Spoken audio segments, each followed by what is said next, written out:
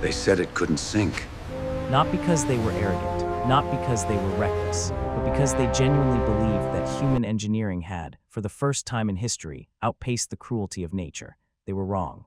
And the price of that belief was paid in the freezing dark waters of the North Atlantic, in a single night that changed the world forever. But this is not the story you think you know. This is not a story about an iceberg. This is a story about ambition, corruption, cover-ups, and the terrifying gap between how powerful we want to appear and how fragile we actually are. The year is 1970. The world is changing faster than most people can comprehend. Steam-powered ships are crossing the Atlantic in record time. The wealthy elite are demanding faster, more luxurious travel. And in the gleaming boardrooms of White Star Line, two men are sitting across from each other with a plan that will either define... J.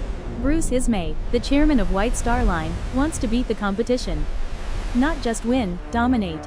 His rivals at Cunard Line have just launched the Lusitania and the Mauritania, ships built for speed. But Ismay has a different strategy. He doesn't want to be the fastest. He wants to be the most magnificent. He wants to build 3 ships so enormous, so breathtaking, so impossibly luxurious, that the world will have no choice but to stop and stare. He wants to build the Olympic class. And so the plan is set in motion, 3 sister ships. The Olympic, the Britannic, and the one that would become the most famous vessel in human history, the Titanic. But here is where the story gets darker. Because the dream of the Titanic was not born in pure ambition. It was born in desperation. White Star Line was struggling. The company was facing serious financial pressure. Cunard, backed by government subsidies, had produced ships that were engineering marvels. White Star couldn't compete on speed, so they shifted the battlefield entirely. Luxury, scale, spectacle, these would be their weapons. Lord William Peary, chairman of Harland and Wolff Shipbuilders in Belfast, joined forces with Ismay to make the vision real. The contract was signed, the money was committed, and in the cold, grey shipyards of Belfast, the most ambitious construction project in maritime history began to take shape. Picture it. The year is 1909. Belfast is a city of iron and fire. Thousands of workers pour into the Harland and Wolff shipyard each morning before dawn. The air smells of coal smoke and hot metal. The sound is deafening.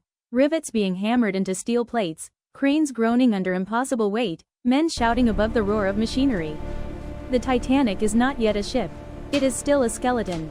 A cathedral of steel rising from the earth. And somewhere inside those drawings, inside those blueprints, inside those cost calculations, a decision was being made that would seal the fate of over 1,500 people. But we'll get to that. Thomas Andrews was the man who designed the Titanic. A quiet, meticulous engineer from Belfast, Andrews was the kind of man who checked every rivet, who walked every corridor, who knew his ship the way a father knows his child.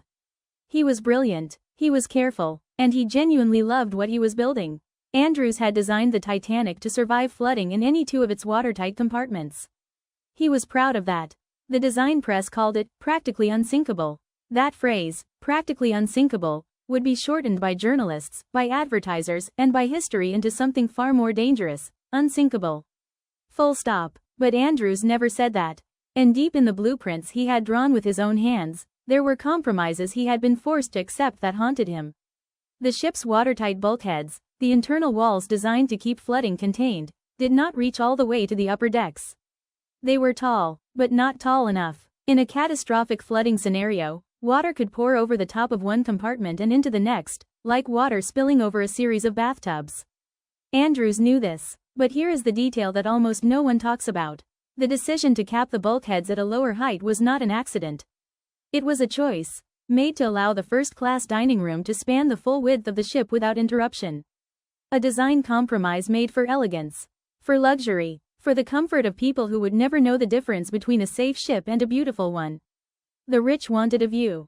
And the engineers delivered. By 1911, the Titanic is nearly complete. She is 882 feet long. She weighs 46,000 tons.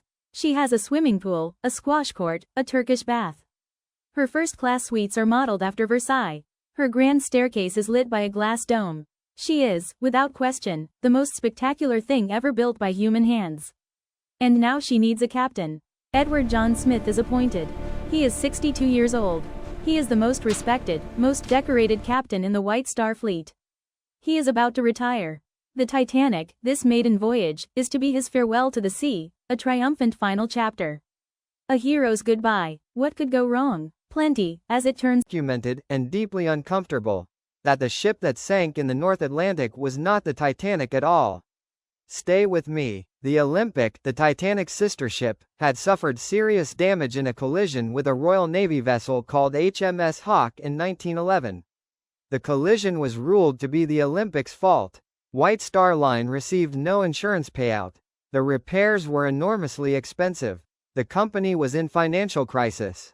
Some researchers and historians have pointed to a theory, still debated, never conclusively proven, that White Star Line secretly switched the two ships. That the heavily damaged Olympic was quietly renamed Titanic, sent on a maiden voyage it was never meant to return from, and deliberately sunk for the insurance money. The evidence is circumstantial but unsettling. Workers at Harland and Wolff reported seeing number plates being changed. Photographs have been analyzed for discrepancies in physical details between the two ships. And critically, J.P. Morgan, the most powerful banker in America and a major investor in White Star's parent company, canceled his first-class passage on the Titanic at the last minute. So did several other ultra-wealthy businessmen. Was it coincidence? Foresight? Something worse? We may never know for certain. But the question lingers in the dark. April 10, 1912, Southampton, England. The Titanic departs on her maiden voyage. Over 2,200 people are aboard. The docks are lined with thousands of onlookers. Flags are waving. Bands are playing. The ship is so enormous that her wake, as she leaves the harbor, snaps the ropes of a nearby vessel and nearly causes a collision before she even reaches open water. It is not considered a bad omen. The voyage begins in luxury and excitement. First-class passengers dine on 10-course meals. Third-class passengers sleep in the largest rooms they have ever occupied in their lives. The ship is a floating city, glittering and alive. Then, on the night of April 14, the warnings begin. 6 ice warnings were received by the Titanic's wireless operators throughout that day.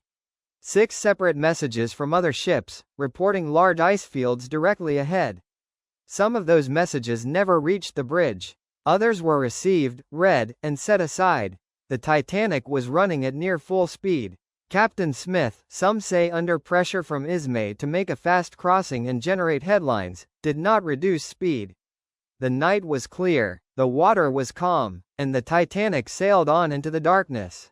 At 11:40 p.m., lookout Frederick Fleet spotted something dead ahead. He grabbed the telephone to the bridge and delivered the 4 words that changed history. Iceberg, right ahead. The order to turn was given. The engines were reversed. But a ship the size of the Titanic does not stop like a car. It doesn't turn like a motorboat. At that speed, in those conditions, the laws of physics were already in charge. The iceberg scraped along the starboard side of the hull below the waterline. It didn't punch a giant hole. It opened a series of small punctures and buckled seams along nearly 300 feet of the ship. The damage was precise. It was surgical. And it was fatal. 5 of the watertight compartments were flooding. Andrews had designed the ship to survive too.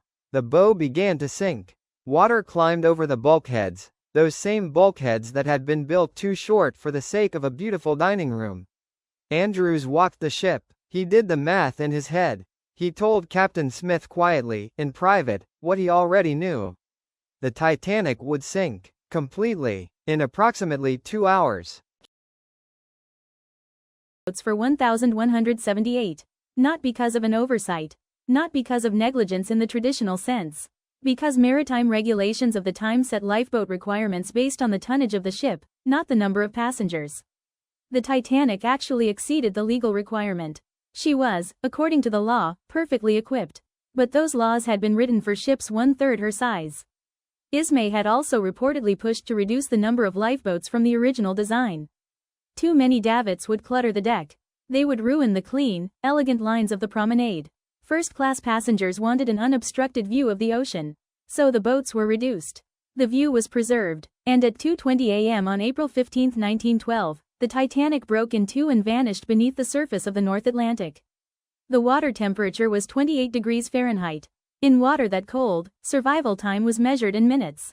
Over 1,500 people died. Many of them not from drowning, but from hypothermia. They were alive in the water for a time. Some of the lifeboats, carrying half their capacity, floated nearby but did not return to help. The passengers in the water called out, and the lifeboats stayed at a distance. Bruce Ismay, the man who had dreamed the Titanic into existence, climbed into one of the last lifeboats and survived. Thomas Andrews, the man who had designed her, did not. He was last seen standing in the first-class smoking room, staring at a painting on the wall.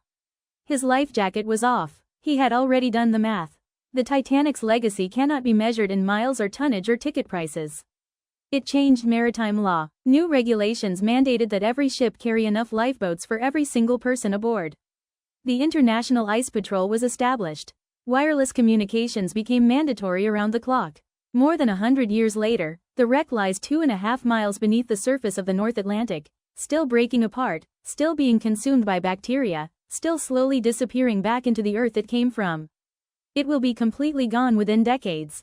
But the story refuses to disappear. Because the Titanic is not really a story about a ship. It is a story about what happens when human beings mistake confidence for wisdom. When we confuse luxury with security. When the needs of the powerful are placed quietly, invisibly, above the lives of everyone else. The Titanic was not sunk by an iceberg. It was sunk by a series of human choices, every single one of which seemed reasonable at the time, every single one of which seemed like a small compromise, a manageable risk, an acceptable trade-off. And that is the darkest truth of all. Because those choices are not confined to 1912. They happen in boardrooms and engineering offices and government chambers every single day. Every time safety is balanced against profit. Every time the view from the top deck matters more than the lifeboat on the lower one. The Titanic taught us something we keep forgetting. The ocean doesn't care how beautiful your ship is.